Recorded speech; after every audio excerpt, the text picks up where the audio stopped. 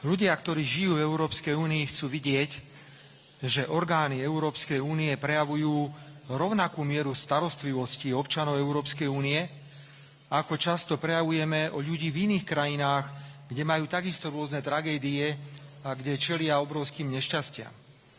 Preto to, čo dnes oznámila predsedníčka Európskej komisie, je mimoriadne dôležitá správa, ktorá bude viesť k zvyšovaniu dôveryhodnosti európskych inštitúcií. Po druhé bolo zrejmé, keď mi Donald volal, že fondy, ktoré sú k dispozícii, či je to Fond Solidarity, alebo technická pomoc, ktorú môže Európska únia poskytnúť, sú na daný objem škôd absolútne malé.